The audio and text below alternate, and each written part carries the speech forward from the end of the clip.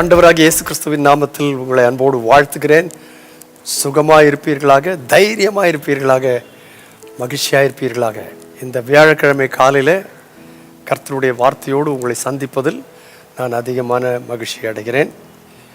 ஒரு வேத பகுதியை வாசிக்கலாம். மீகாவின் புஸ்தகம் 6ஆம் அதிகாரத்தில் வாசிப்பீர்களானால், ஆண்டவராகிய கர்த்தர் ஒரு கேள்வி கேட்கிறார். என் ஜனமே, உனக்கு என்ன செய்தேன்? நான் எதனால் உன்னை விசனப்படுத்தினேன்? எனக்கு எதிரே உத்தரவு சொல் அப்படின்னு சொல்லிட்டு அந்த ஜனங்களுக்கு கர்த்தர் செய்த நன்மைகள் எல்லாம் ஒரு பட்டியல் போடுறார்.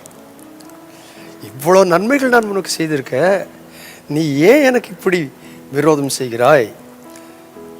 எதனால் என்னை விசனப்படுத்துகிறாய் என்று சொல்லி கேட்டுவிட்டு, நான் உனக்கு சொல்லுகிறதை கேள் அப்படின்னு சொல்லி 8ஆம் வசனத்தில் சொன்னார். மனுஷனே, நன்மை இன்னதென்று அவர் உனக்கு அறிவித்திருக்கிறார். மீகா தீர்க்கதரிசியின் மூலமாக இஸ்ரவேல் ஜனங்களுக்கு அறிவிக்கிற வார்த்தை.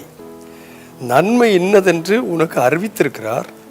நியாயம் செய்து இரக்கத்தை சிநேகித்து உன் தேவனுக்கு முன்பாக மனத்தாழ்மையாய் நடப்பதை அல்லாமல் வேற என்னத்தை கர்த்தர் உன்னிடத்தில் கேட்கிறார்? ஏராளமான நன்மைகள் அவர் உனக்கு செய்திருக்கிறார்.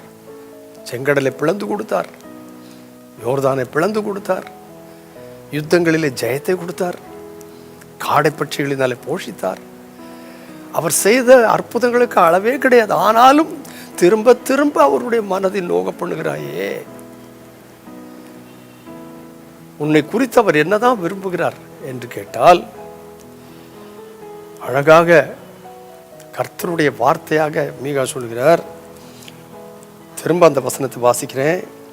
மனுஷனே, நன்மை என்னதென்று அவர் உனக்கு அறிவித்திருக்கார். ஏற்கனவே சொல்லிட்டார், this is what is good.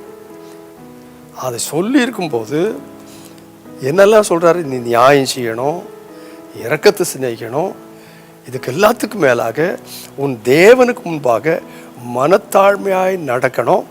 இதை அல்லாமல் வேற என்னத்தை கேட்கிறார்? யோசித்து பாருங்க. அவர் வேற எதையுமே கேட்கல. பலியையும் அவர் கேட்கறதில்ல. அல்லாவிட்டால் பெரிய பெரிய காரியங்களை எனக்கு தான் அவர் கேட்கல. அவர் உங்களையும் என்னையும் பார்த்து சொல்றது என்னன்னு கேட்டா, என்னை விசனப்படுத்தாதே, நான் உனக்கு நன்மை தான் செய்திருக்கிறேன், என்னை கஷ்டப்படுத்தாதே. அதுக்கு பதிலாக என்ன செய்? இரக்கத்தை சிநேகித்து நியாயம் செய்து தேவனுக்கு முன்பாக மனத்தாழ்மையாய் நட. இதுதான் நான் உங்கள்கிட்ட கேட்குறேன் அப்படி சொல்லி, அவ்வளவு பெரிய தேவன், நம்மை சிருஷ்டித்த தேவன், எல்ஷடாய், சர்வ வல்ல தேவன், மனுஷனை நினைக்கிறதுக்கு அவன் எம்மாத்திரம் என்று கேட்கப்பட்டதான் அந்த நினைவு. நம்ம நினைக்கிறது கூட அவருக்கு நேரம் இல்லை என்று சொல்லக்கூடிய அளவுக்கு, அதாவது அதற்குரிய தகுதி நம்மகிட்ட இல்லை அப்படின்னு சொல்கிற நம்மிடத்துல பார்த்து சொல்கிறார், உங்கள்கிட்ட நான் வேற என்னப்பா கேட்குறேன்? எனக்கு முன்பாக தாழ்மைப்படு. இந்த கால வேளையில் நியாயம் செய்து இரக்கத்தை சிநேகித்து தேவனுக்கு முன்பாக தாழ்மையாய் நடக்க நம்ம ஒப்பு கொடுப்போமா? இந்த தேசத்தில் பெரிய வேலை நமக்கு இருக்கிறது. ஆத்ம ரட்சிப்பு தேவை. அதற்கு உங்களையும் என்னையும் கர்த்தர் ஆயத்தப்படுத்த விரும்புகிறார். ஸோ இதை செய்து தேவனை பிரியப்படுத்துவோமா? பரிசுத்தமுள்ள எங்கள் நல்ல பிதாவே, இந்த காலை வேளையில் நீர் தந்த இந்த வார்த்தைக்காக நன்றி சொல்கிறேன். எங்கள் தேசத்தில் எங்களுக்கு நிறைய வேலை இருக்கிறது. அதை செய்யும்படியாய் உம்மிடத்தில் நாங்கள் பெற்றுக்கொண்ட நன்மைகளை எப்பொழுதும் நினைத்து உண்மை விசனப்படுத்தாதபடி உமக்கு பிரியமானதை செய்ய எனக்கும் எங்களுக்கும் கிருபை தாரும். உடைய பரிசுத்த நாமத்தை மேம்படுத்தும். உடைய வருகின்ற எங்களை ஆயத்தப்படுத்தும், மற்றவர்களை ஆயத்தப்படுத்த எங்களை எடுத்து பயன்படுத்தும்.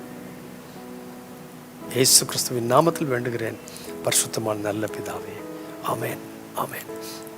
ஸோ இன்றைக்கு கேட்கப்பட்ட இந்த வார்த்தைகளை மனதில் வைத்து அதை செயல்படுத்த எனக்கும் நமக்கும் தேவனாய கர்த்தர் கிருபை தருவாராக. God bless you abundantly. Amen.